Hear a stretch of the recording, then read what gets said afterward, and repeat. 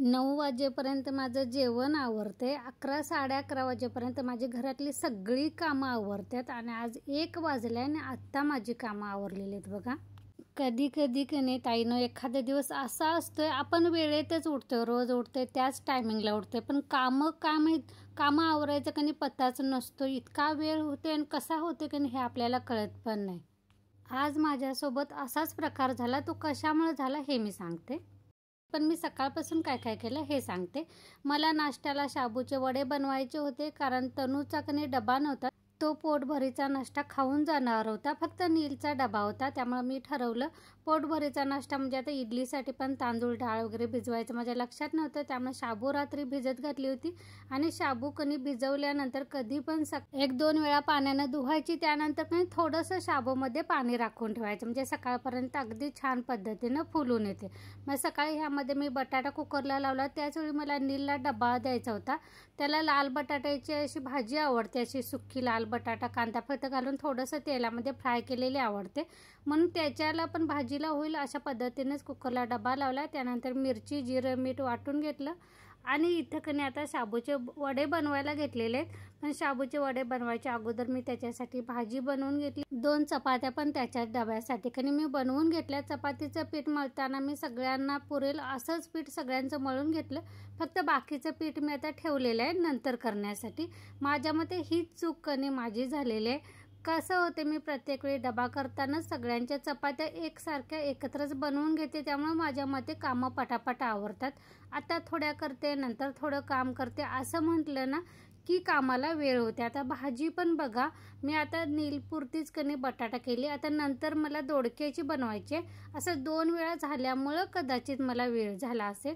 तर इथं साखर गावाकडून आणलं होतं म्हणून मी साखर डब्यामध्ये भरून ठेवलेले. आणि इथं आमच्या दोघांची ही चर्चा चालू होती की चार्लीला कणी कुठलं तरी कुत्रं चावलेलं आहे, त्यामुळे त्याला रात्री कणी पेन किलरचं एक इंजेक्शन दिलं होतं. त्यानंतर रेबीजचं पण दिलेलं आहे.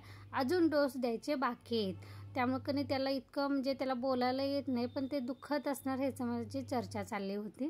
तर इथं मंगळसूत्र कणी शेवटी म्हणजे जोडून नाही आणलं. काय झालं होतं माहिती आहे, मी 4 ते 5 वेळा सोनाराकडे दिलं होतं. म्हणजे गेली होती, पण कणी जाईल त्यावेळी त्यांचं दुकान बंद असायचं किंवा त्यांचा मुलगा असायचं, ते काका नसायचे. मग काकांच्याकडे टाकायचं असं म्हणून कणी परत यायला व्हायचं. आणि कसं एकदा घरात आलं, एकदा मी माझ्या कामाला लागले, नीलचे बाबा त्यांच्या कामाला लागले की कामातून वेळ भेटत नाही असं म्हणत कणी माझ्या मते 2 महिने तर निघून गेले असतील. मी ते खोटं मंगळसूत्रच लांब सडक असते की नाही तेच घालत होती. पण म्हटलं आता परवा दिवशी कणी गेली होती, इथले जे लोकलचे कायमस्वरूपीचे सोनार काका आहेत त्यांच्याकडे गेले होते. तर ते म्हटले की साईडच्या ज्या कड्या आहेत ना त्या झिजलेल्या आहेत, त्यामुळे त्यांनी तात्पुरतं कणी असं पकडीनं ते जसं लावून दिलेलं आहे. त्यांचं असं मत आहे की आता सोनं महाग झालेलं आहे, बघ बनवतेस काय थोडे दिवस वापरतेस. कारण त्या काकांचं मत होतं की अशा 4 कड्या जरी ह्या, कारण माझं कणी त्या कडीतून पण एका निघते, म्हणजे जिथून हुक असतो ना मंगळसूत्र बसवायचा, मला वाटलेलं ते हुक खराब झालाय. तर त्यांचं मत की साईडच्या त्या कड्या लवचिक झिजल्या, त्यामुळे तिथून ते कणी कडी निघते. सोन्याची चेनसारखं आहे ना मंगळसूत्र ते निघतं. असं 4 कड्या बसवायच्या आहेत. 5,500 पर्यंत तरी खर्च येईल. बघ म्हटले तर म्हटलं तर 5,500कडे बघायचं. चुकून हे जर पडलं, चुकून हिसका लागला, पडू शकते कारण ते परत पकडीनं चिकटवलेलं आहे, ते कधी पण निघू शकते. ते जर पडलं तर 1.5 लाखाला तोटा आहे. त्यापेक्षा हे 5,500 गेलेले परवडले. म्हटलं ठीक आहे. मी 2 दिवसांनी त्यांनी जोडून दिले. 2 दिवस गावाला जाणार आहे ते काका, आल्यानंतर आणून दे म्हणाले, मी तुला बनवून देते. म्हणून मी तात्पुरतं त्याने आणलेलं. काल ते खोटं मंगळसूत्र पण कधी ग्रिलच्या दरवाज्यात अडकलं, ते पण तुटून निघालं. म्हणून म्हटलं आता हे घालायचं 2 दिवसासाठी, कारण धाडस होत नाही. चुकून जर हिसका लागला, हे जर पडलं कुठं तर नाही सापडलं तर. आणि त्यासोबतच मी माझं पैंजण पण दिलेलं आहे. असं वगळायला चालू झालेलं आहे. माझं घुंगरूचं पैंजण कायमस्वरूपी असते, ते वगळायला चालू झालं. जवळ 4-5 महिने ते पडूनच होतं. जायचं म्हणायचं, लक्षात नाही येईन कशाला असं म्हणायचं. म्हटलं आहे तर ते कमी करून तेही वापरायला सुरुवात करूया. तर ते देऊन आलेले. आता शनिवारी बोलवलेलं आहे, त्यांनी पैंजण देणार आणि माझं मंगळसूत्र जोडायला त्यांच्याकडे देऊन येणार. तर इथं माझं आता कणी शाबूचे वडे बनवून झाले होते. तर तुम्ही बघितलं असेल शाबूचे वडे अगदी टम ओव्हरलोड फुगलेले. शाबू चांगली भिजली ना की शाबूचे वडे छान होतात. त्यासोबतच कणी मी दही दिलं होतं. त्यानंतर जर थोडंसं किचनमधली भांडी वगैरे नाश्त्याची ती आवरली, चहाची ती वगैरे. त्यानंतर इथं आता झाडू मारायला आलेले, पसारा वगैरे आवरत सगळा झाडू मारून घेतला. आज काय फरशी पुसायची नव्हती, कारण मी काल सगळ्या पसारा आवरून सगळ्या फरशा वगैरे सगळं आवरून घेतलं होतं. त्यामुळे फरशी मी एक दिवस आड पुसते. तसंही आज पाण्याचा नंबर नाही, ज्या दिवशी चावीला पाणी येईल त्या दिवशी माझं फरशी पुसण्याचं काम असतं, म्हणजे एक दिवस आड मी फरशी पुसते. तर झाडू मारताच म्हणजे माझा हॉलमधलं असं पसारा आवरत मी ज्यावेळी मशीनकडे गेली त्यावेळी रोजची कपडे मशीनला लावून घेतली. त्यानंतर मोठी कपडे गरम पाण्यात लिक्विड टाकून भिजत घालून घेतली, म्हणजे 4 वाजता मी ते ऊन कमी आलं की हातानं धुवून टाकेन. त्यानंतर बाकीचं घर सगळं झाडून घेतलं. त्यानंतर मी नाश्ता करायची बाकी होती, त्यामुळे दुसऱ्या वेळचा चहा नाश्ता वगैरे केला. त्यानंतर शॉर्ट व्हिडिओ एक एडिट करून तो सोडायचा होता, तो सोडला. त्यानंतर चपात्या बनवून घेतल्या, उरलेलं चपातीचं पीठ फ्रीजमध्ये ठेवून दिलं.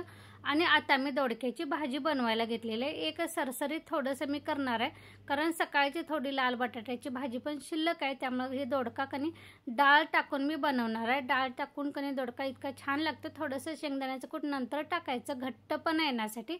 एकदा अशा साध्या पद्धतीने दोडका करून बघा.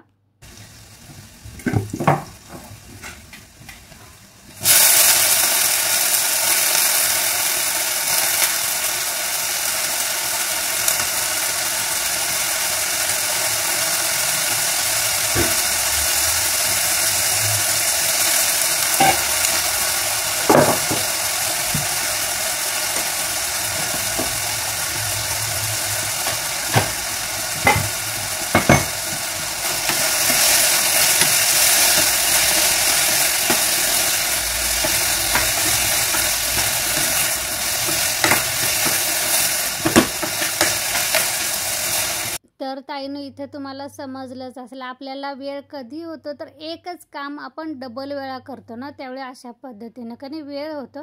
तर इथं भाजी फोडणीला टाकली. त्यानंतर भांडी माझी रात्रीची पण शिल्लक होती लावायची. त्यानंतर मी सकाळची पण त्यावरच ठेवली होती गडबडीनं. तर म्हटलं जाळी पूर्ण भरलेली आहे तर भांडी सगळी लावून घ्यायची. आणि बेसिनमध्ये नाही म्हटलं तर ना काही ना काहीतरी केलं तर बेसिनमध्ये भांडीही पडतातच, ती पण मला आता हातासारशी आवरून घ्यायची होती.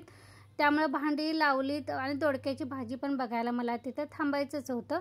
तर त्यासोबतच मी सगळी भांडी वगैरे बेसिनची घासून घेतली. त्यानंतर ओटा पण धुवायचा बाकी होता, तो पण मी लगेचच आवरून घेतला. देवपूजा काय आमच्याकडे सुतक असल्यामुळे 12 दिवस देवपूजा आम्हाला करायला चालत नाही. त्यामुळे बुधवारपर्यंत तरी देवपूजा नसणार आहे माझी. तर ताईनं हे सगळं कामं आवरता मला कधी 1 वाजला ते समजलंच नाही.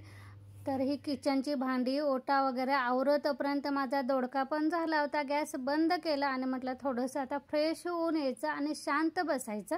मला एक घाण सवय, दिवसातून 3-4 वेळा का असेना मला गार पाण्यानं चेहरा धुवायला लागतो, त्याशिवाय मला असं ताजंतवानं वाटत नाही.